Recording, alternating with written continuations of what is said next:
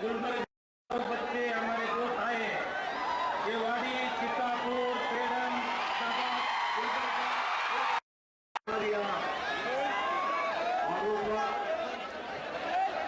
यहाँ के सदर जो मजलिस इत्तेहादुल मुस्लिमीन के थे, उन्होंने सारे बच्चों की अदालती कार्रवाई की जिम्मेदारी ली और मसाला मोहतरम ने मदद फरमाई।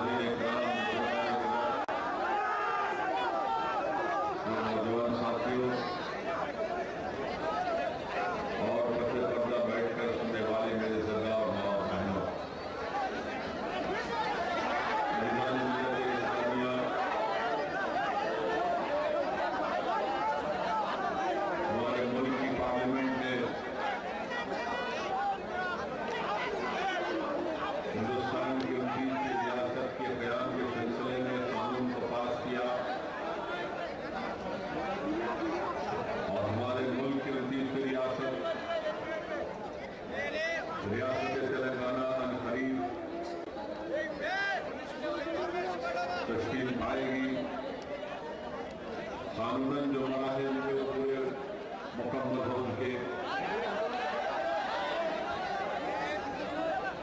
यकीनन ये उन लोगों के लिए एक तारीखी मौका है, खुशी का मौका है, जिन्होंने इस रियासत की तश्कील के लिए कोशिश की, जद्दोजहद की और इस सिलसिले में 600 से ज्यादा नौजवानों ने अपनी जान की कुर्बानी भी दी। और जो बात मजलिस इत्तेहादुल मुस्लिमीन जो कह रही थी, मजलिस इत्तेहादुल मुस्लिमीन ने क्या चीज का मुतालबा किया? मजलिस इत्तेहादुल मुस्लिमीन ने न सिर्फ आंध्र प्रदेश की असेंबली में जब मरकज ने उस बिल को भिजाया तो उस पर अपनी राय और अपनी तजावीज को दिया, मगर जो तजावीज मजलिस इत्तेहादुल मुस्लिमीन ने दी उसको मरकज में कांग्रेस की हुकूमत ने कबूल नहीं किया, क्योंकि जो बिल ऐवाने पार्लियामान में पेश किया गया उस बिल में कई कमजोरियां हैं। हमारा मानना यह है कि ये कमजोरियां मुस्तकबिल में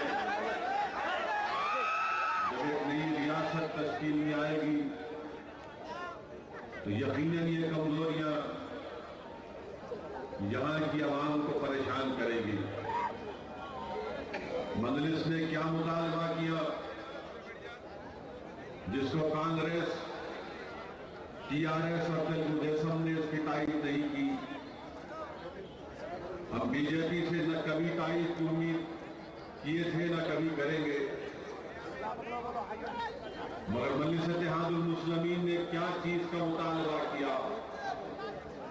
मजलिस इत्तेहादुल मुस्लिमीन ने यह कहा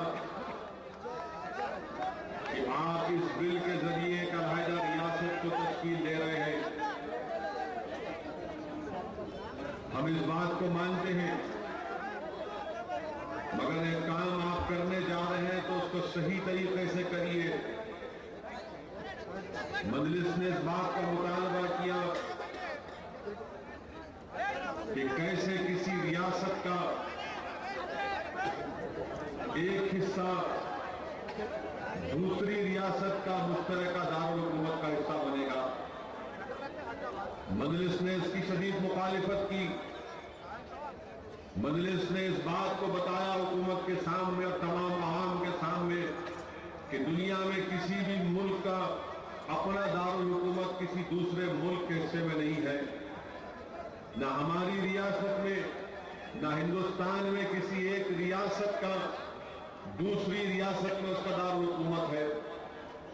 तो आखिर किस बुनियाद पर शहर हैदराबाद को तेलंगाना और आंध्र रियासत का मुश्तरका दारुल हुकूमत करार दिया गया?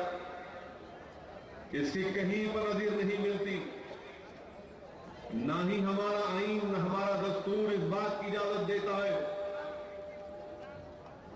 मगर यह काम किया गया जो गलत है। 10 साल तक मुश्तरका दारुल हुकूमत, जो लोग तेलंगाना के हुसूल की खुशियां मना रहे हैं, मैं उनसे कहना चाह रहा हूं, याद रखो, तेलंगाना में सिवाय हैदराबाद के कोई ऐसा चीज नहीं है जो तेलंगाना को रेवेन्यू पहुंचा सकती। अगर हैदराबाद मजबूत रहेगा तो तेलंगाना मजबूत रहेगा। अगर हैदराबाद कमजोर पड़ेगा तो तेलंगाना तरक्की नहीं करेगा। हम शुरू से जिस खदशे का इजहार कर रहे थे कि याद रखो, तुम किसी चीज को हासिल करने के बावजूद भी तुम सही काम नहीं कर सकोगे, हमारा वो शक हकीकत में तब्दील हो गया। 10 साल तक कौन हैदराबाद में कैसी तरक्की होगी? क्या तेलंगाना की हुकूमत कोई तरक्याती काम करवाएगी? और अगर हैदराबाद की तरक्की पिछले 4-5 साल से ठप होकर रह गई, हैदराबाद से जो टैक्सेस मिलेंगे वो तेलंगाना की तरक्की में इस्तेमाल होंगे। मुश्तरका दारुल हुकूमत को कबूल किया गया। मजलिस इत्तेहादुल मुस्लिमीन ने पार्लियामेंट में खड़े होकर इसकी मुखालिफत की। स्पीकर से कहा कि इस पर डिवीजन कराया जाए, मगर कोई खड़े होकर हमारी तरमीमात की तारीफ नहीं की। तरमीमात की तारीफ नहीं की, ठीक है, मगर अवाम की अदालत में जाकर तो बताया हमारा मकसद है। शहर हैदराबाद पुलिस कमिश्नर, साइबराबाद का पुलिस कमिश्नर का इलाका, जो रंगारेड्डी जिले का भी एक बहुत बड़ा हिस्सा उसमें आता है, ये 2 इलाकों का लॉ एंड ऑर्डर तेलंगाना के चीफ मिनिस्टर के पास नहीं होगा। इन 2 इलाकों का लॉ एंड ऑर्डर मौजूद गवर्नर साहब के पास होगा। और कौन किसको गवर्नर बनाता है? मरकज में जिस किसी पार्टी की हुकूमत बनती है, उस पार्टी का जो उनका वफादार आदमी होता है, जो उनका खरीद का आदमी होता है, उसको उठाकर गवर्नर बना दिया जाता है। क्या हम गवर्नर से उम्मीद कर सकते हैं कि वो इंसाफ करेगा इस दोनों इलाकों के लोगों से? क्या हम गवर्नर से उम्मीद कर सकते हैं कि अगर अक़लियतों पर जुल्म होगा तो उनसे इंसाफ होगा? और हिंदुस्तान का दस्तूर साफ और वाज़ेह तौर पर कहता है, आर्टिकल 246 कहता है कि लॉ एंड ऑर्डर एक रियासत का सब्जेक्ट है, वो रियासत के पास रहना चाहिए, मरकज का उससे कोई ताल्लुक नहीं है। मजलिस ने इस बात की मुखालिफत की कि लॉ एंड ऑर्डर गवर्नर के पास नहीं रह सकता। और ये कैसा निजाम बनाया गया कि तेलंगाना के 8.5 जिलों का लॉ एंड ऑर्डर तेलंगाना के चीफ मिनिस्टर के पास और 1.5 जिलों का लॉ एंड ऑर्डर गवर्नर के पास। ये कौन सी किस चीज की नजीर पैदा की गई, कहां से पैदा की गई? कोई हमको समझाओ कि किस बुनियाद पर हैदराबाद पुलिस कमिश्नर और साइबराबाद पुलिस कमिश्नर का इलाका गवर्नर को दिया गया। तो कांग्रेस वाले कहते कि हमको फेस सेविंग फार्मूला देना था सीमांध्रा लोगों के लिए। अरे फेस सेविंग फार्मूला की बात करने वालों, हिंदुस्तान का दस्तूर इस बात की इजाजत नहीं देता कि तुम एक रियासत का लाइनर अपने पास रखो। कल अगर मरकज में खुदा ना खास्ता फिरका परस हुकूमत इख्तिदार पर आएगी और वो लोग एक फिरका परस शख्स को यहां का गवर्नर बनाएंगे, तो क्या गारंटी है हमारे सिक्योरिटी की, हमारे जानो माल की तहफ्फुज़ की? हर आदमी हैदराबाद को आकर काम करता, रोजगार तरक्की करना चाहता। कल अगर हमारे जानो माल को खतरा होगा तो कौन इसका जिम्मेदार होगा? कांग्रेस पार्टी को जानना चाहिए, मनमोहन सिंह साहब को जानना चाहिए कि मनमोहन सिंह साहब आप तो 10 साल के बाद मनमोहन बन जाएंगे। आप अपने घर में बैठकर आराम से मनमोहन लाल के गाने सुनेंगे। हम पर जब आफत आएगी कि आप आएंगे हैदराबाद को, जब यहां पर जुल्म होगा हुकूमत की तरफ से, क्या आपके हुकूमत के या फिर आपके कांग्रेस के बड़े बड़े लीडर आएंगे? हम डरते नहीं है किसी से, मगर बता रहा हूं तुमको, और जब मुकाबला अगर होगा, हालात खराब होंगे, तो फिर हमको इल्जाम नहीं लगाना होगा नहीं नाम पर। ये जो काम किया गया, ये जो बिल में लॉ एंड ऑर्डर गवर्नर को दिया गया, ये गैर कानूनी है।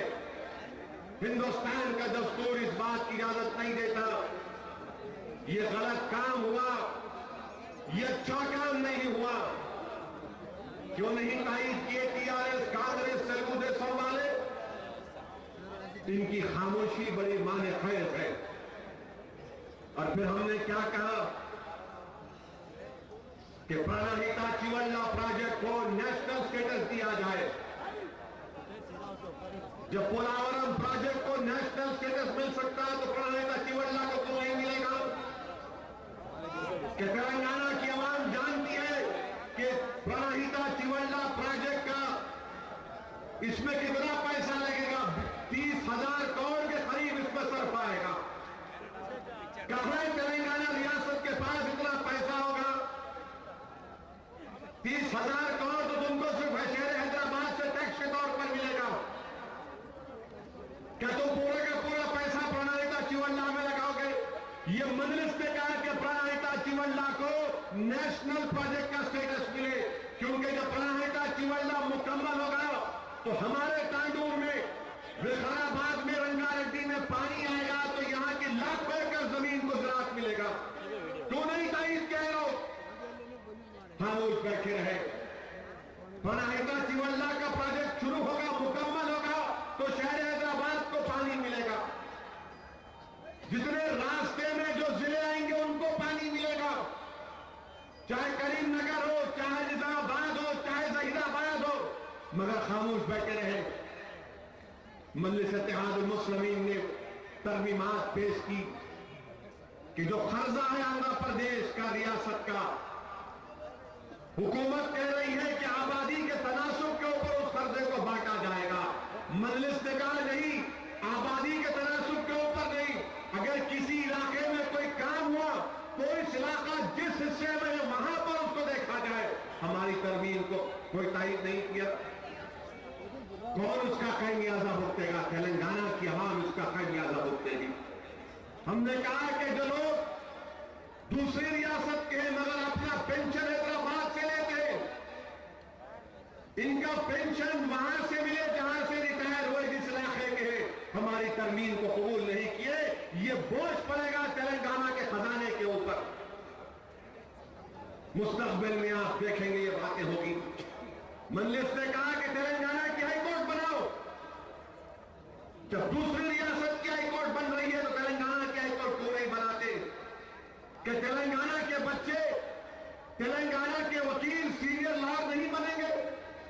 कि तेलंगाना के नौजवान होनहार काबिल नौजवान जो आज वकील हैं, क्या वो जज नहीं बनेंगे? कि हम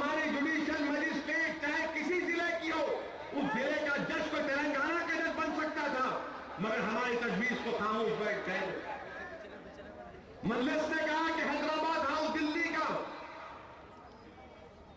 जिसको उस्मान अली खान ने तामीर करवाया 9 एकड़ पर, आंध्र प्रदेश बनने से पहले मरकजी हुकूमत ने उसको हासिल किया और उसको हासिल करने के बाद दिल्ली में जहां पर आंध्र प्रदेश भवन बनाया गया और एक खुली जमीन अराजी है वो हमको दी, हैदराबाद स्टेट को दी गई थी।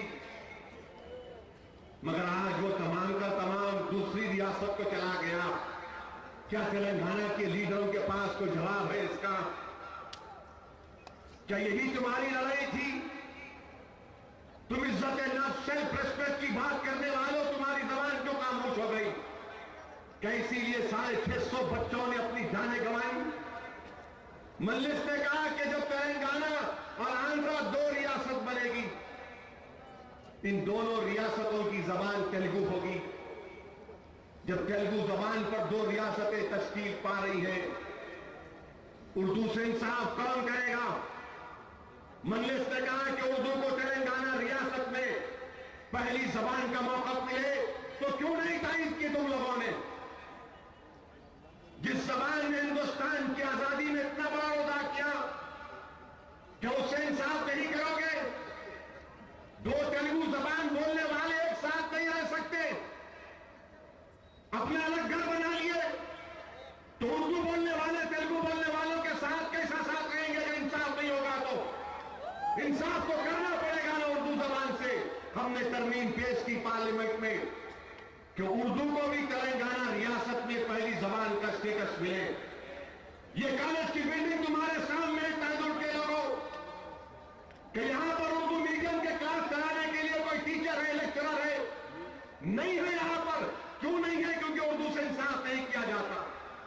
हमारी मादरी जबान जरूर है, हम इस पर पढ़ना चाहते। हमारा एक कॉलेज है तांजूर में, यहां पर टीचर का प्रोफेसर लेक्चरर नहीं है। क्यों नहीं है? कि उर्दू से इंसाफ नहीं हुआ। ये मजलिस ने तजवीज पेश की। हमने कहा कि देखो 2 और एक नई रियासत तश्कील पा रही है, मुसलमानों को रिजर्वेशन मिलना चाहिए, आंध्रा के भी मुसलमानों को, तेलंगाना के मुसलमानों को। खामोश हो गए, कोई तायद नहीं करता। क्या तुम क्या कर रहे हो तुम नहीं जानते। मगर मजलिस ने तरमीमात पेश की ताकि आवाम को मालूम हो जाए, तेलंगाना की आवाम को भी मालूम हो जाए, आंध्रा की आवाम को भी मालूम हो जाए कि जहां पर हमारी जबान का मामला आया, इनकी जबानें पर कुफल लग गया, ताला लग गया। हमारा रिजर्वेशन का मसला आया तो ये लोग खामोश बैठ गए। लॉ एंड ऑर्डर का मसला हैदराबाद का तो खामोश। गवर्नर के पास लॉ एंड ऑर्डर, हैदराबाद को इस तरह का कैपिटल हाई कोर्ट नहीं बनाएंगे तेलंगाना की। अब फिर ये क्या मुलाजिमीन से इंसाफ होगा? ये मसाइल पैदा होने वाले हैं, ये हम पहले से बता रहे हैं। और अगर कोई ये समझ रहा है कि अब खामोश बैठ जाएंगे, खामोश नहीं बैठने वाले। 20 इंशाअल्लाह ताला मजलिस इत्तेहादुल मुस्लिमीन, ये जो लॉ एंड ऑर्डर गवर्नर के पास रखा गया, इसके खिलाफ हम सुप्रीम कोर्ट को जाएंगे। सुप्रीम कोर्ट हमसे इंसाफ करेगा। हम हरगिज़ इस बात को मानने को तैयार नहीं है कि लॉ एंड ऑर्डर गवर्नर के पास रहे। ये कौन गवर्नर है? ये कहां का गवर्नर है? इसको क्या इख्तियार है? क्या अवाम ने इसको मुंतखब किया? क्या अवाम ने इसको डालकर कामयाब किया? कैसे लॉ एंड ऑर्डर हैदराबाद का, सैबराबाद का गवर्नर के पास होगा? जो यहां के गवर्नर ने लिख कर दिया, मरकजी हुकूमत ने उसको कबूल कर लिया। अगर ये बात है तो क्यों नहीं पूरा तेलंगाना का लॉ एंड ऑर्डर गवर्नर के पास रख दिया जाए? क्यों नहीं करीमनगर का लॉ एंड ऑर्डर गवर्नर के पास हो? क्यों नहीं निजामाबाद में भी सेटलर है? पूरा निजामाबाद जिले का लॉ एंड ऑर्डर गवर्नर के पास क्यों नहीं? गोदान में सेटलर है, निजामाबाद का लॉ एंड ऑर्डर गवर्नर के पास क्यों नहीं? खम्मम में भी सीमांध्रा के लोग हैं, वो लॉ एंड ऑर्डर भी गवर्नर को दे दो। पूरा तेलंगाना के 10 जिलों के लॉ एंड ऑर्डर गवर्नर को दे दो, तो कांग्रेस वालों तुम अपने घर से नहीं निकल सकोगे। मैं जानता हूं तुम में कितनी ताकत है। सैबराबाद के लॉ एंड ऑर्डर गवर्नर के पास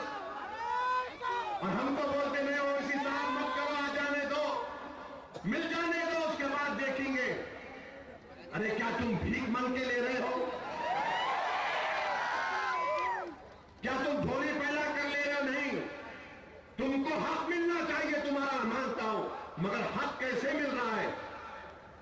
क्या तुम किसी के सामने हाथ फैला के बोल रहे हो कि अम्मा दे दो, बाबा दे दो? और किस क्या दे रहे? हिंदुस्तान का दस्तूर जिस बात की इजाजत नहीं देता वो गलत काम करके दिया जा रहा है। इसका नुकसान खमियाजा उठाना पड़ेगा तेलंगाना की आवाम को। इस बिल में बहुत से कमजोरियां हैं और मजलिस इत्तेहादुल मुस्लिमीन उन तमाम चीजों से आवाम के सामने रखेगी और मुकाबला करेगी। और यकीनन चाहे तेलंगाना हो या आंध्रा हो, हम दोनों रियासत में अपनी जमात को मजबूत करेंगे। मैं आंध्रा की आवाम से भी कहना चाह रहा हूं, मैं करनूल के मेरे भाई और बहनों से कहना चाह रहा हूं, अदौनी के मेरे भाई और बहनों से कहना चाह रहा हूं, हिंदूपुर अनंतपुर के मेरे भाई और बहनों से कहना चाह रहा हूं, नेल्लूर के मेरे गयूर नौजवानों से कहना चाह रहा हूं, कल्पा की सरजमीन में बसने वाले कलमा को भाइयों से कहना चाह रहा हूं, चित्तूर की जमीन पर रहने वाले मेरे भाइयों से कहना चाह रहा हूं, गुंटूर, विजयवाड़ा और श्रीकाकुलम के गांव में बसने वालों से कहना चाह रहा हूं, डरने और घबराने की जरूरत नहीं है। मुझे इलेक्शन से मतलब नहीं है, मैं तुम्हारा नुमाइंदा था, हूं और रहूंगा। मैं चाहूंगा ये जमातें तोड़ सकती है, ये जमातें रियासत बना सकती है, मगर दुनिया की कोई ताकत तुम्हारे और मेरे रिश्ते को नहीं तोड़ सकती। जिस रिश्ते को अल्लाह ने अपने हाथों से बनाया, जिस रिश्ते को रब्बुल आलमीन ने जोड़ दिया, वो कलमे की ताकत पे बुनियाद पर रिश्ता बना है। दुनिया की कोई ताकत इस रिश्ते को तोड़ नहीं सकती। जो तेलंगाना मेरे जो आंध्रा में हमारा भाई है, हम इनकी तारीफ करेंगे, इनके लिए लड़ेंगे, इंतखाबात में भी हिस्सा लेंगे। अगर कोई समझ रहा है कि हम आंध्रा को नहीं जाएंगे, गलत समझ रहा है। हम करनूल में लड़ेंगे इंशाअल्लाह ताला, नेल्लूर में लड़ेंगे। सुन लो वाईएसआर पार्टी के लोगों, हम नेल्लूर में लड़ेंगे, अदौनी में लड़ेंगे, करनूल में लड़ेंगे। हम मजलिस महापड़ती और मजलिस को मजबूत करेंगे। अब तो तेलंगाना आपने बनाया, अब तेलंगाना के हर दुख का चौक पर मुकाबला होगा, हर जगह मुकाबला होगा इंशाअल्लाह ताला। और तेलंगाना को बनाने के बाद बीजेपी के मुंह में पानी आ रहा है। बीजेपी के लीडर पार्लियामेंट में बोल रहे कि मैं चिन्नम्मा हूं, कांग्रेस वाले बोल रहे हमारी अम्मा ने दिया, बीजेपी वाले बोल रहे चिन्नम्मा ने दिया। अरे मेरे भाई, हम कहां गए फिर? अब मैं क्या हूं, क्या बताऊं, कैसे बताऊं? अवामी जलसे में नहीं बता सकता, आप तक छोड़ रहा हूं। बीजेपी समझ रही है कि हाँ हमको मिल गया और हम यहां पर लड्डू खाएंगे। अजीजान मिल्लत, यकीनन ये बात मेरी सही है कि अलहदा रियासत में बीजेपी मजबूत हो सकती है, बीजेपी मजबूत हो सकती है। मैं शुरू से कह रहा हूं इस बात को, लोग मेरी बात के यकीन नहीं कर रहे थे। अब क्या हो रहा है आप देखेंगे। मेरी एक एक बात को याद रखो, मेरी एक एक बात को याद रखो आप, कि क्या टीआरएस पार्टी मुस्तकबिल में मजबूत रहेगी? जबकि तेलंगाना हासिल हो गया, ये गुलाबियों का एक ही 1 पॉइंट फार्मूला था, तेलंगाना का हासिल करना। जब तेलंगाना हासिल हो गया तो क्या टीआरएस अपनी अलहदा शनाख्त को बरकरार रखेगी? ये इनके लिए चैलेंज है। ये इनको जवाब देना है कि क्या वो अपनी जमात को जिंदा रखेंगे या फिर वो जाकर मिल जाएंगे कांग्रेस पार्टी के साथ। क्या तेलुगु देशम तेलंगाना में अपने अलहदा शनाख्त को बरकरार रखेगी? ये जवाब देना पड़ेगा तेलुगु देशम के सरबराह को। मेरा मानना यह है कि इनका मुस्तकबिल नहीं है तेलंगाना में। मैं गलत साबित होने के लिए तैयार हूं, मैं खुश रहूंगा अगर मैं गलत साबित हुआ। और ये तमाम के तमाम तेलुगु देशम पार्टी के ताल्लुक से बोलेंगे, ये आंध्रा वालों की पार्टी है तेलंगाना में, इसकी यहां पर क्या जरूरत है? तुम अपनी साइकिल को वहां पर लेके चले जाओ, यहां पर मत चलाओ। तो किसको फायदा होगा? जब टीआरएस का गुलाब गुलाब नहीं रहेगा, जब तेलुगु देशम का पीला रंग नहीं रहेगा, ये तमाम के तमाम गिरवा रंग में रंग जाएंगे। इसीलिए कह रहा हूं कि अपनी जमात से वाबस्ता हो। सेकुलरिज्म की लड़ाई है ये। तेलंगाना हासिल करना बड़ी बात नहीं है, तेलंगाना को सेकुलर रखना यह बहुत बड़ी बात है। तेलंगाना का हासिल करना एक बात है, मगर इस रियासत को सेकुलर रखना, इसकी तहजीब को सेकुलर रखना, यह सबके लिए चैलेंज है। मजलिस अपना ताउन देने के लिए तैयार है। मजलिस चाहती है कि इलाका तरक्की करे। जो उम्मीदें लोगों ने वाबस्ता की, उन उम्मीदों को पूरा किया जाए। जिन लोगों ने ख्वाब देखे इस रियासत के लिए, उस ख्वाब को पूरा होना चाहिए। मगर तरक्की और ख्वाब यकीनन पूरे उस वक्त हो सकते हैं जब इस रियासत को सेकुलर रखेंगे। बीजेपी क्या कर रही है अभी से? आरएसएस के लोग क्या कर रहे हैं? तेलंगाना को फिरकावारियत के रंग में डूब रहे हैं, रंग में रख रहे हैं। क्या बेखराबाद में हमारे एक ईसाई पादरी को नहीं मारा गया? हमारे एक ईसाई क्रिश्चियन पैस्टर को मारा गया। कहां थे तेलुगु देशम, टीआरएस, कांग्रेस वाले? अगर हम तांडूर में जुलूस निकाल लिए बगैर परमिशन के तो हमको गिरफ्तार कर लिया जाता। अगर हम झंडा लगाना चाहते तो हमको रोक दिया जाता। 11 बजे के बाद अगर दुकान खुली रखे तो बिठाकर लेकर चले जाते। 10 बजे कुछ हो गया तो हमको बिठा लिया। मगर बेखराबाद में मैडम एसपी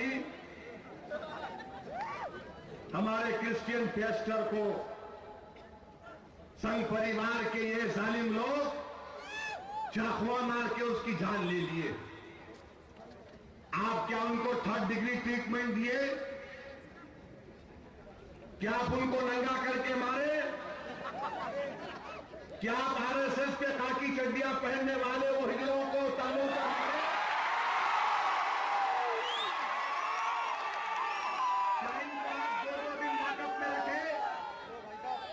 उन पर कौन सा केस लगाए मैडम एसपी? आप बताइए हमको। हम जानना चाहते हैं कि आपने क्या किया। क्या आपने पुलिस रिमांड लिया? नहीं लिया पुलिस रिमांड आपने। गिरफ्तार करे, ले जाकर छोड़ दिए जेल में। क्या 90 दिन के अंदर चार्जशीट डाली जाएगी मैडम? क्या इनको सजा दिलाएंगे मैडम आप? क्या इनको 10 साल की सजा होगी? एक आदमी की जान ले लिए। 3 दिन तक मलकपेट के यशोदा हॉस्पिटल में वेंटिलेटर पर ही अपनी जिंदगी से लड़ रहा था। क्या कोई बंद बनाया यहां पर? क्या बेखराबाद बंद का ऐलान हुआ? क्या तांडूर बंद का ऐलान हुआ? क्या किसी ने कलेक्टर ऑफिस के सामने धरना दिया? क्या किसी ने एसपी के गाड़ी का घेराव किया? नहीं किया, क्योंकि मरने वाला अगर मुसलमान, मरने वाला ईसाई तो हमारी जान की कीमत नहीं। तुम्हारे जान की कीमत और हमारे जान की कीमत नहीं। ये इंसाफ हमको पसंद नहीं है, ये इंसाफ नहीं है, ये नाइंसाफी है, ये जुल्म है। कैसा उसको मारा गया? यही मजलिस जब कहती है तो पसंद नहीं आता। 1 साल पुराना ऑर्डर, अब्दुल हादी को तांडूर से शहर बदर करने का 2012 का ऑर्डर 2013 में इंप्लीमेंट कर रहे। मैं एसपी साहिबा से बात किया मैडम से, तो मैडम ने टेलीफोन पर मुझ पर कहा, एमपी साहब मैं 1 साल पुराना ऑर्डर है, आपको बताकर कोर्ट में स्टे ले लो। मुझे हैरत हुई, बड़ी हैरत हुई। हैरत इसलिए हुई कि गलती ये कर रहे हैं, बोल भी रहे हैं कि 2012 का ऑर्डर है, उसको 13 में अमलावरी होगी, मुझे बता भी रहे हैं कि जाके कोर्ट को स्टे लाओ। ये अजीब और गरीब मामला, ये कैसी पॉलिसिंग है? आपका ऑर्डर आप वापिस नहीं ले सकते, आप बोल नहीं सकते कि 1 साल पुराना ऑर्डर है, मगर नहीं, बाज वक्त बासी कड़ी को भी उबाल आ जाता। हमारा मामला आ गया तो 2012 का जिंदा हो गया, हमारा मामला आया तो 3 साल पुराना केस जिंदा हो गया, हमारा मामला आया तो सबके साथ खुल जाते। ये इंसाफ नहीं। 2012 का ऑर्डर और 13 में उस पर अमलावरी। ऐसा लगता है कि हम लोग ब्लैंक चेक लिख कर आगे तांडू पुलिस को दे दिए, जब कभी आपको तकलीफ हुई नाम डाल लो, फिल इन द ब्लैंक कर लो। ये क्या बात है? इंस्पेक्टर साहब एक बच्चे को मारे,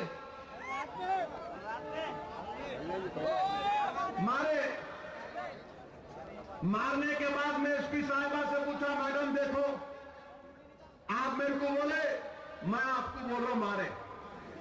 बोले हाँ हो, ये दूसरी हरकत करा उन्हें, ये भी मेरे लिए इंकशाफ था कि पहले भी गलती करे, नहीं मालूम था, उनको तो रहे, दूसरी बार गलती करा, मैं क्या करूं? मुझे अब तक बात समझ में नहीं आई कि एसपी अपनी बेबसी का इजहार कर रहे हैं। आप एसपी है, आपकी बात नहीं सुन रहा है इंस्पेक्टर, ये कौन सी बात है? तो मैं आपकी बात कहीं को सुनूं?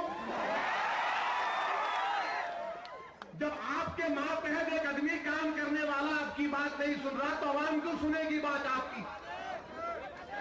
मारा उन्हें, मारा नहीं मारा? क्या एक्शन लिए बताओ आप? अभी भी नौकरी पे है नहीं है? ये है देखो इंसाफ। अच्छा, हम कहें कि अगर उसको घूरते तो क्या करता उन्हें? अगर धरना देते तो क्या करते? हम पे केस बुक हो जाता। उन्होंने मारे तो कुछ नहीं। याद रखो पुलिस वालों, तुम आसमान से नहीं गिरे, तुम्हारे जिस्म को पर नहीं लगे हैं, तुम्हारे सर में से सींग नहीं निकल रहा। तुम भी इंसान, मैं भी इंसान, तुम भी हिंदुस्तान के शहरी, मैं भी हिंदुस्तान का शहरी। तुम्हारे लिए भी कानून बराबर, मेरे लिए भी कानून बराबर।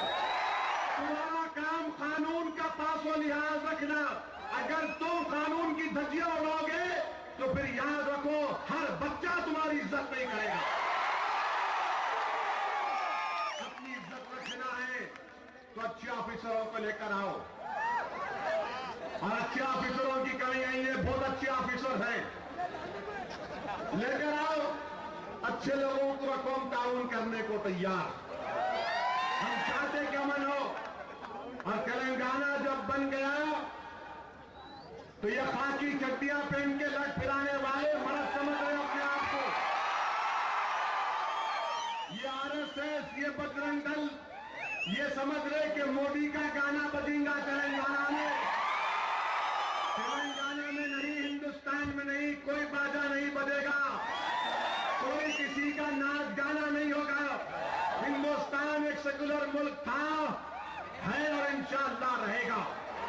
हिंदुस्तान हमारा मुल्क है। हिंदुस्तान जिसके लिए आप और हमने अपनी जानों की अजीम कुर्बानी दी। हमने अपनी जानों की कुर्बानी इसलिए नहीं दी कि वो गुजरात के खातिर आकर हिंदुस्तान की वज़ारत उस्मा की कुर्सी पर बैठ जाए। अरे जिस शख्स के जेर क़यादत 3,500 हिंदुस्तानियों का कत्लेआम अहमदाबाद और गुजरात में हुआ, क्या वो हिंदुस्तान का वज़ीर आज़म बन सकता है? ये हिंदुस्तान के ये जा रहे, जहां कहीं भी जा रहे बोल रहे, मित्रों मित्रों,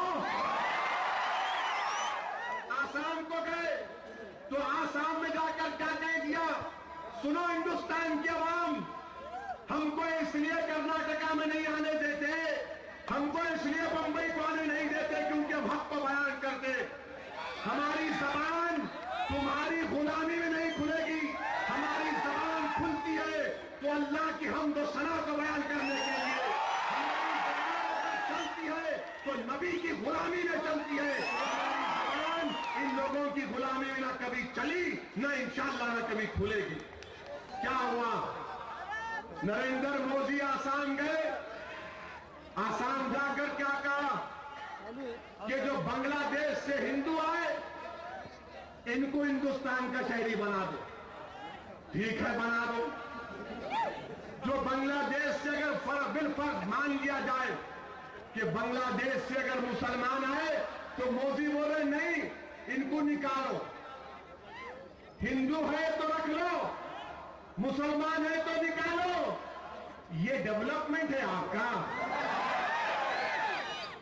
ये डेवलपमेंट है आपका। तुम पैगाम ये दे रहे हो नरेंद्र मोदी कि हिंदुस्तान में जितने मुसलमान हैं तुम उन पर शक कर रहे हो ये बयान देकर। अगर आसाम में कोई मुसलमान रहता है तो हिंदुस्तान का बाइज्जत शहरी है। बंबई में अगर कोई मुसलमान रहता है तो इस मुल्क का बाइज्जत शहरी है। कोई तैमूर का गयूर नौजवान हो तो वो भी हिंदुस्तान का बाइज्जत शहरी है। मगर मोदी कहता है कि नहीं, जो बांग्लादेश से आए हिंदू भाई उनको रख लो। जो बांग्लादेश से मुसलमान अगर आए, जो नहीं आए, तो बोलते नहीं, इनको निकाल दो। ये कौन सा है? ये डेवलपमेंट की बात करने वालों, तुम्हारे जहन का फितूर तुम्हारी जबान पे आ गया। तुम्हारी जहन में जो जहर है हमारे ताल्लुक से वो तुम्हारी जबान ने बयान कर दिया। जो तुम्हारे जहन में, तुम्हारी सोच और फिक्र में जो कुछ भी है वो तुम्हारी जबान ने बयान कर दिया। तुम जिस तंजीम से वाबस्ता हो उस तंजीम की आइडियोलॉजी नफरत नफरत नफरत की बुनियाद पर बनी हुई है। ये महात्मा गांधी को कत्ल करने वाले, ये बाबरी मस्जिद को शहीद करने वाले, ये अहमदाबाद की सरजमीन को हमारे खून से लाल करने वाले, डेवलपमेंट की जबान में बात करना ये तुमको जेबा नहीं देता। तुम क्या है? ये है तुम लोग। सरदार पटेल का नाम लेने वालों,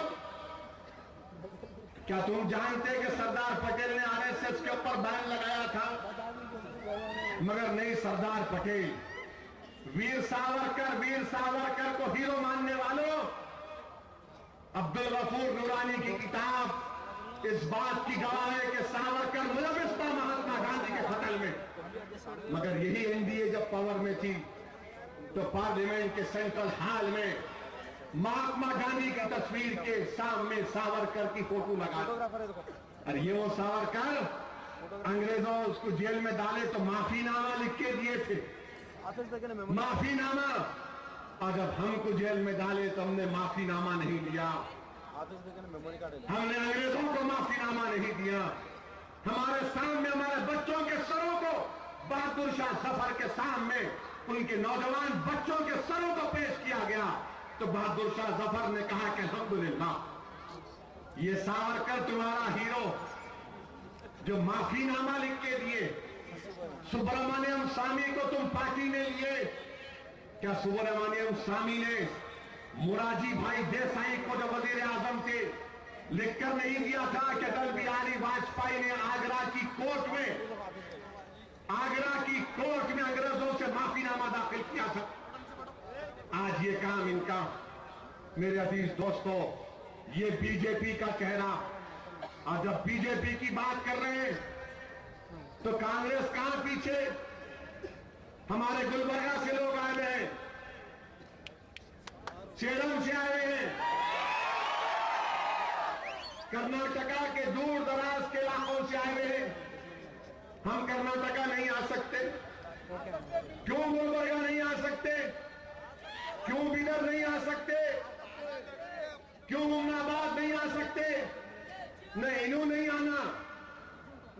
अगर इन्हों आए तो फिर हमारी दुकान की रौनक कम हो जाएगी। हम नहीं आना। तुम जा सकते, तुम्हारे लीडर जा सकते। अरे मैं आऊंगा गुलबर्गा इंशाअल्लाह ताला, मैं अमनाबाद को आऊंगा इंशाअल्लाह ताला, मैं बिदर को आऊंगा और आऊंगा तो हमारे दलित भाई के साथ इंशाअल्लाह ताला बैठूंगा। और सुन लो मल्लिकार्जुन खड़गे साहब, धर्म सिंह सुन लो, तुम ठाकुर सुन लो मेरी बात को, मैं आऊंगा और तुम्हारे खिलाफ बोलूंगा इंशाअल्लाह। हिंदुस्तान की जमहूरियत मुझे इजाजत देती है कि तुम्हारे खिलाफ बोलो। अगर तुम ये कह रहे हो कि हम नहीं आ सकते तो फिर कोई नहीं आना गुलबर्गे को। अगर मैं नहीं आ सकता तो कोई अमनाबाद को नहीं आ सकता। अगर मैं हिंदुस्तान का शहरी हो तो मुझे आने की इजाजत मिलनी चाहिए। एसपी साहब लेटर भी जा दिए लोग लेकर, आप नहीं आना। क्या हुआ भाई, क्या करें हम? किसका ना खा के ना पी के, मगर आप नहीं आना। कितना रोकेंगे आप हमको? इलेक्शन कोड ऑफ कंडक्ट आएगा तो क्या करेंगे आप?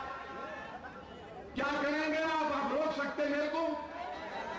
अब तो कांग्रेस को खुश करने के लिए रोक लिए, वो हमनाबाद के एमएलए को खुश करने के लिए रोक लिए।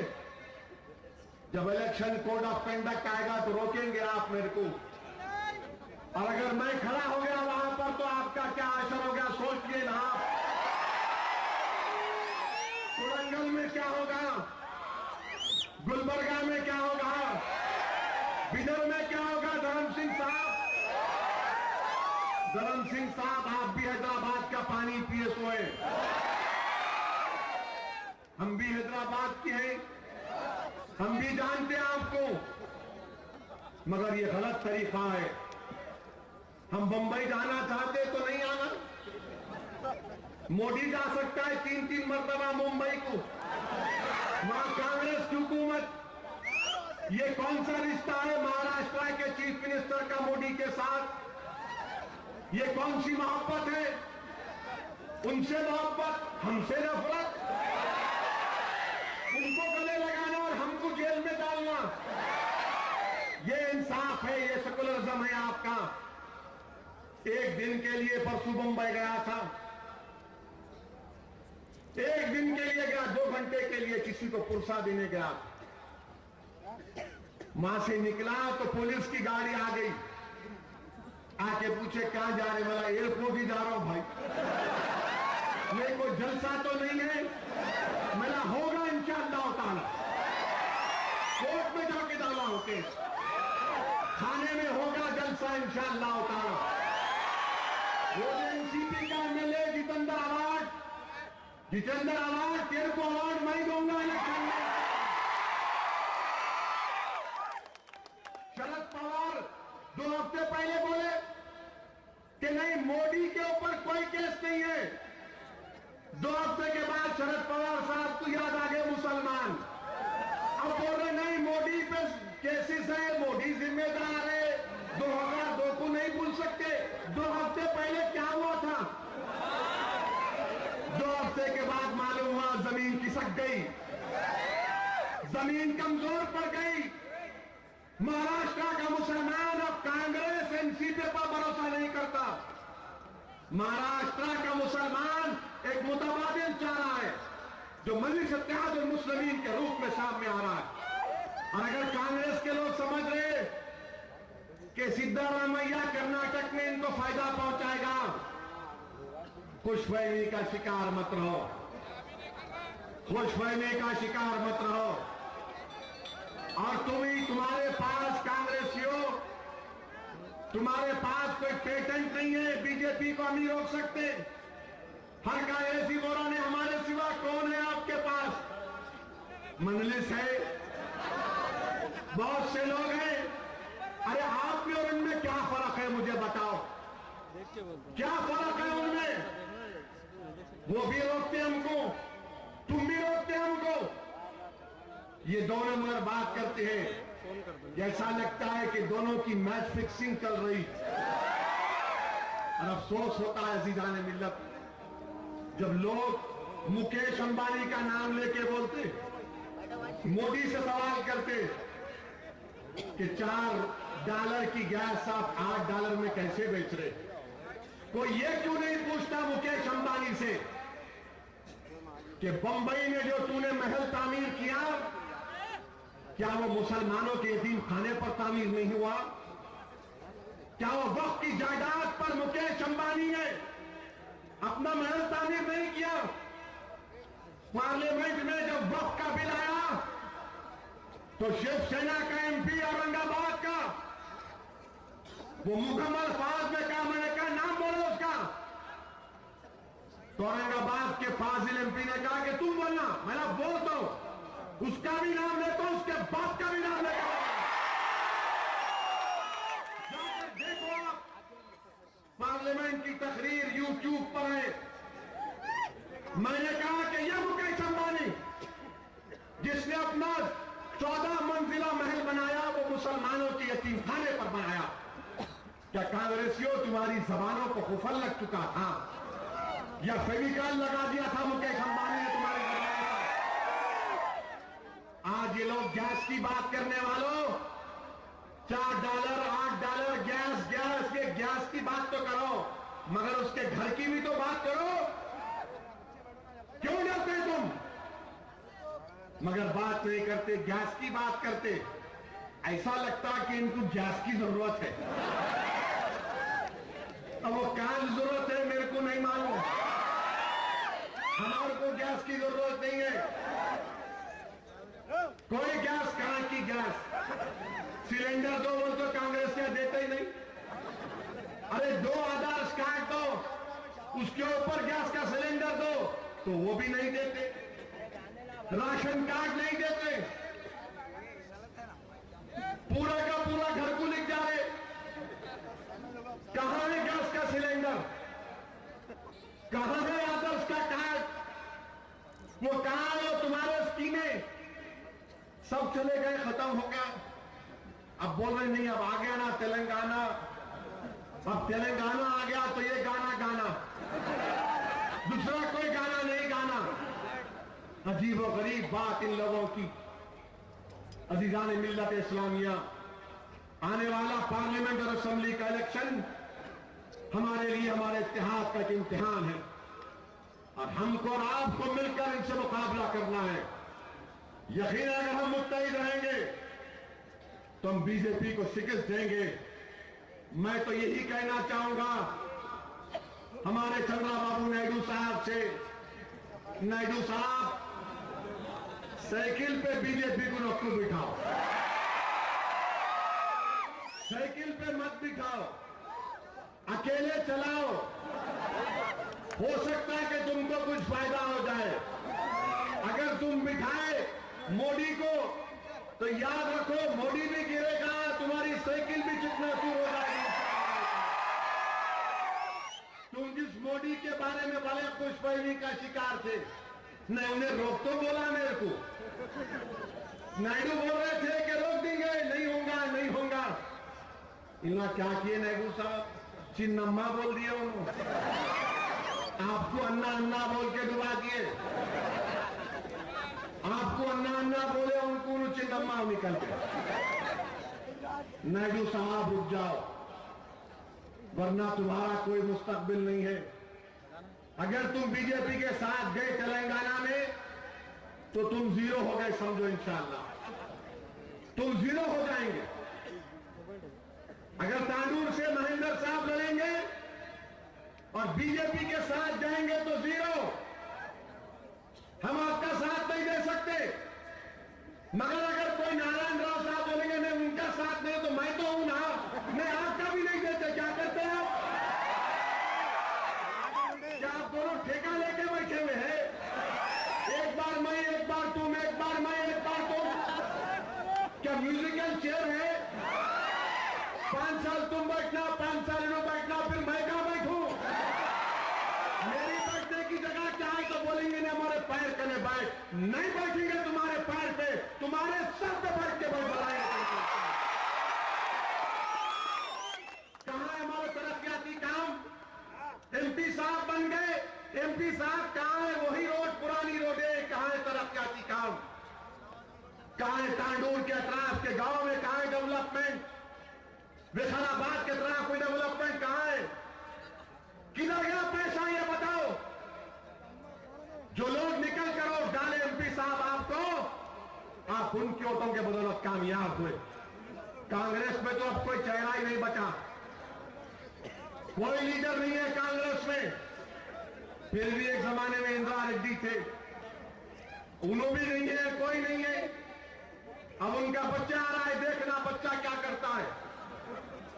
कांग्रेस समझ रही है कि तेलंगाना के नाम पे हो जाएगा, नहीं। सेकुलरिज्म एक सबसे बड़ा मसला है, हमारी जान माल का तहफ्फुज़ एक सबसे बड़ा मसला है। और क्या हमको वादा किया गया था 12% रिजर्वेशन देंगे, लाओ ना 12%, बताओ 12% कहां से निकालेंगे, किधर से निकालेंगे बताओ। तो वादा किया गया मुसलमानों से उसको पूरा करना पड़ेगा। और मजलिस इत्तेहादुल मुस्लिमीन खामोश नहीं बैठने वाली है। इंशाअल्लाह ताला मुकाबला करेंगे इन लोगों का।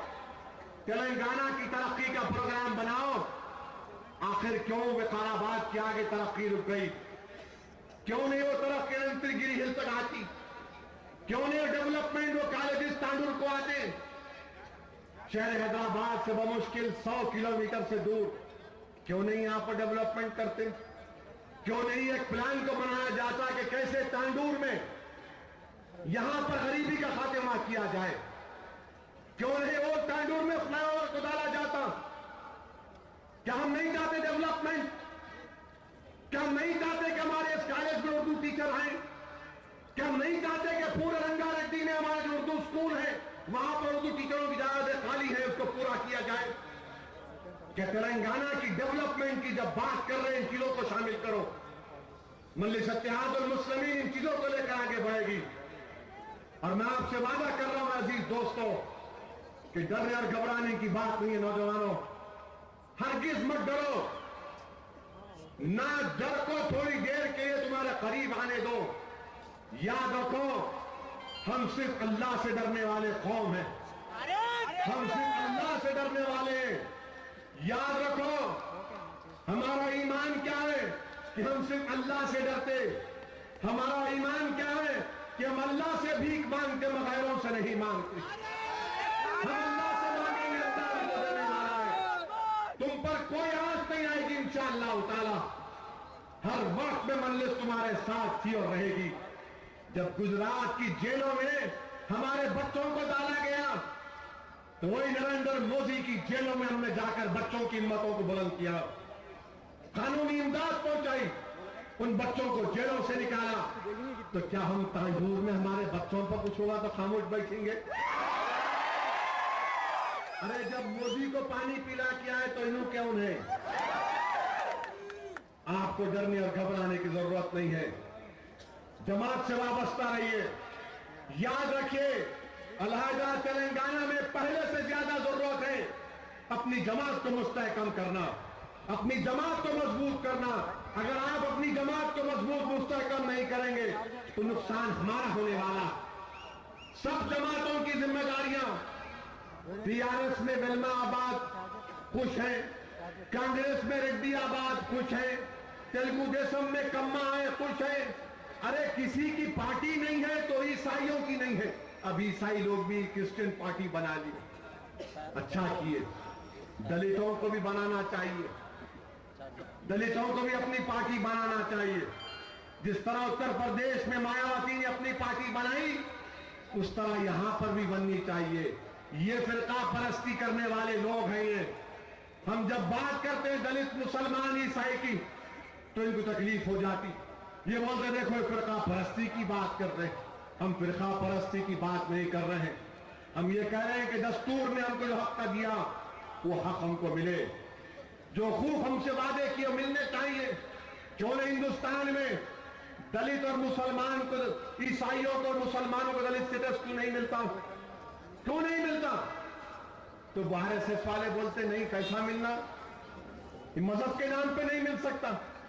अच्छा, मजहब के नाम पे नहीं मिल सकता तो फिर हिंदू कैसा दलित होता? बुद्धिस्ट कैसा दलित होता? बौद्ध मजहब का कैसा होता? ये मजहब के ऊपर नहीं है, तो आरएसएस वालों के पास कोई जवाब नहीं। खाली एक ही बात, अकबर उद्दीन ओवैसी की तकरीर थी, ऐसा बोले, ऐसा बोले। अरे बोले नहीं बोले, कोर्ट फैसला करेगा ना। तुमको कहीं को मिर्ची लग रही? अगर तकलीफ है तो कहीं को सुनते जाके मत सुनो। हर टीवी प्रोग्राम पे जाता हूं, हर टीवी प्रोग्राम के उस जो प्रोग्राम चलाते उनको बड़ा शौक मेरे को देखने की शुरू हो जाती। आपके भाई ने ऐसा कहा, मेरा मैं बोल रहा हूं, बोले नहीं बोले कोर्ट फैसला करेगा। अरे कोई भी टीवी प्रोग्राम पे मैं चलेगा नहीं, आपके बोलो अकबर ऐसा बोले, अरे बोले तो कोर्ट करेगा ना, तुम कोर्ट है क्या? नहीं 15 मिनट बोले, अरे 15 मिनट बोले, 10 मिनट बोले, मेरे को क्या मालूम कोर्ट देखेगा। आप अपने 15 मिनट कहीं को खराब कर रहे। मगर तांडूर के नौजवानों, जब असेंबली और पार्लियामेंट का इलेक्शन होगा तो polling 15 minute 15 minute 15 minute 15 minute क्यों ना पाली 100% पोलिंग होना। हर 15 मिनट में 100 वोट, हर 15 मिनट में 100 वोट, हर 15 मिनट में 100 वोट। ये 15 मिनट बोलने वालों को मालूम हो जाना कि 15 मिनट की बात क्या थी, पोलिंग परसेंटेज बढ़ाने की थी। अब ये संघ परिवार के लोग क्या बोल रहे? अशोक सिंघल बोल रहे नहीं, हिंदुओं को अपील कर रहे हो, 5-5 बच्चे पैदा करो आप। ये आप हमारे हिंदू भाइयों से पूछना चाह रहा हूं, ये अच्छी बात है क्या? बोलो आपको सोच लो, अच्छी बात है क्या ये? आपको बोल रहे 5 बच्चे पैदा करो, मेरे को नहीं बोल रहे, क्यों नहीं बोल रहे? ये तो इंसाफ नहीं है ना। इंसाफ सेकुलरिज्म थे कि आपको 5 तो मेरे को भी 5। मसावत, इक्वालिटी, जस्टिस नहीं, आप 5 पैदा करना, हम नहीं पैदा करना। अरे ये क्या बात है? 5 उन्होंने पैदा करना, नहीं पैदा करें तो कहते मुसलमान आगे बढ़ जाएंगे। गलत है ये। मैथमेटिक्स में कमजोर है संघ परिवार वाले बेचारे, इनको साइंस मैथ से मतलब नहीं है। 2011 का सेंसस देखो आप, हमारी आबादी का, आपकी आबादी का, हम 15%, आप 80, आप 79% आप हैं। उसमें अगर दलित को निकाल दिए, कबाइल को निकाल दिए, तो आप 60% पे आते। आप 60% लोगों से बोल रहे 5 पैदा करो। अच्छा ठीक है, सही कहा आपने। मेरे को ये तो बताओ कि आरएसएस वाले शादी नहीं करते? क्यों नहीं करते भाई? आप करो ना पहले, आप करके दिखाओ। आप बोलो ये 1 2 3 4 5 करो, करके दिखाओ। आरएसएस वाला number 1, number 2, number 3, number 4, number 5। हम भी बता दिया आपको, हम 6 से शुरू करेंगे। 6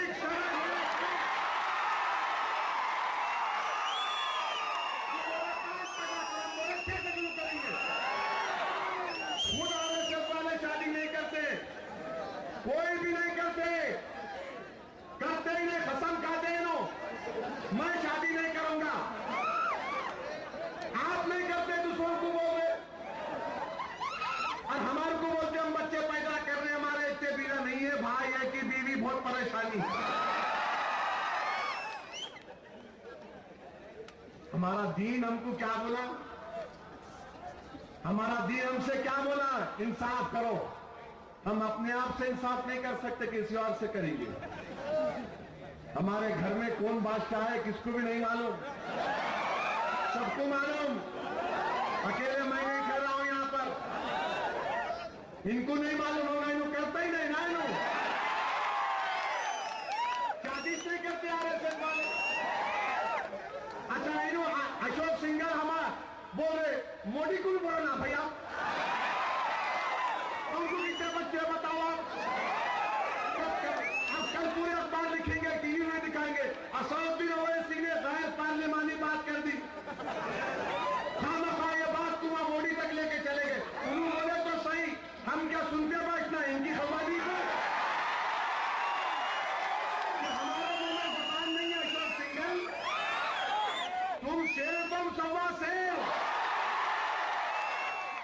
इन्हों बोल रहे 5 पैदा करो, 5 अलग कहीं को पैदा करते 10 पैदा करो।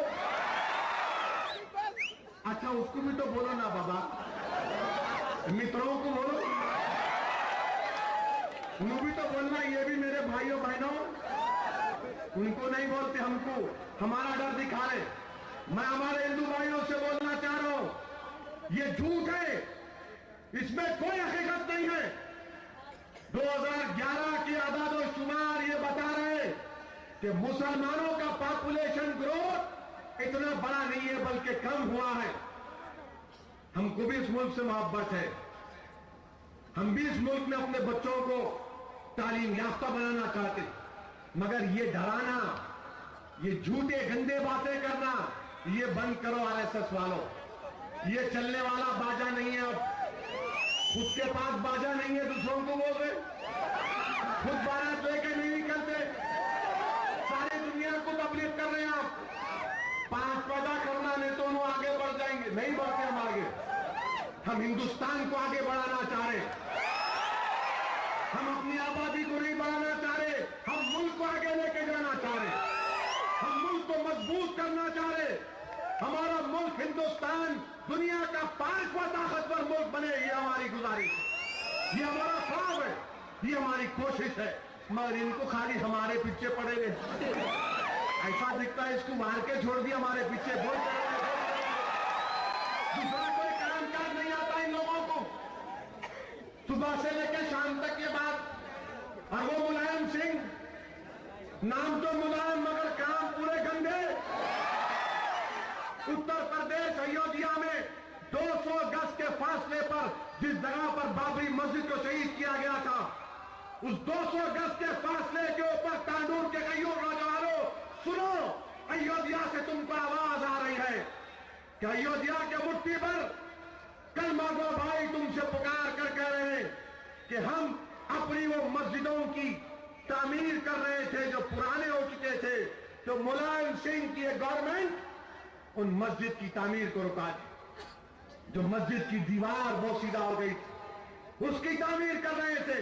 तो मैं मुलायम सिंह, ये अपने आप को बड़ा मसीहा कहने वाला, अच्छा किया अलीगढ़ के नौजवानों ने कि आने नहीं दिया अलीगढ़ के अंदर। मैं सलाम करता हूं अलीगढ़ के नौजवानों को, हर जगह आने मत दो मुलायम सिंह को। हम आजमगढ़ जा रहे थे तो वहां नहीं, परमिशन मिल गया ग्राउंड का, तो ग्राउंड में पूरी ग्राउंड को खोद दिया रातों रात। इतना खौफ मुलायम सिंह को हमारे से, इन आएंगे तो परेशानी में इजाफा हो जाएंगे। अरे तुम जहां जहां हमको रोकोगे हम जाएंगे वहां पर। क्या करोगे तुम जान ही नहीं सकते ना, मेरी ले लो, कुछ नहीं कर सकते तुम हमारा। हम जाएंगे, जीत हार अल्लाह के हाथ में। मगर मेरा काम यह है कि वो जो नौजवान आजमगढ़ का, वो जो नौजवान नीरज का, वो जो नौजवान लखनऊ में उम्मीद लगा कर देख रहा है कि कोई तो हम पे नाइंसाफी की आवाज उठाने वाला तो कोई पैदा हो जाए, वो मजलिस उनके ख्वाबों को पूरा करेगी इंशाअल्लाह।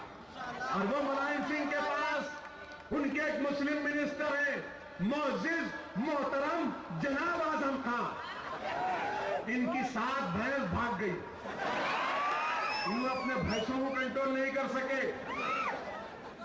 तो आजम खान बोले मेरी भैंस मलेका विक्टोरिया से ज्यादा मशहूर है। अच्छा, तो आइंदा इलेक्शन में आजम खान साहब आप क्या करना, भैंस को लेके निकलना, इसको वोट दो, मेरे को नहीं, भैंस को वोट दो। इनकी भैंस भाग गई तो एसपी रामपुर की एसपी भागी रोड पे। ये क्या है भाई, ये 7 भैंस के पीछे एसपी, मां भी एसपी साहिबा, मां भी मैडम है, या भी मैडम, मां भी मैडम। मैं गलत उससे नहीं बोल रहा, एसपी साहिबा हमारी बहन है, हम इनको बहन कैसा देखते। रामपुर के एसपी साहिबा टीवी पे दिखा रहे, भाग रहे। अरे क्या हुआ, मैं टीवी पे देखा पुलिस वाले भाग रहे थे, तो बोला क्या हुआ, क्या कुछ हुआ, क्या पटाखा फूटा, क्या हुआ। बाद में की बोले भैंसों को ढूंढने जा रहे। मुलायम सिंह आजम खान, मुजफ्फरनगर में 100 हमारी बहनों की इज्जत लूटी गई तो पुलिस नहीं भागी। और जब मैंने अपनी तकरीर में कहा था कि हमारी बहनों की इज्जत लूटी तो तुमको फिक्र नहीं, और जब मैंने तुम्हारी बहन और बीवी की बात की तो तुमको बड़ी तकलीफ हुई।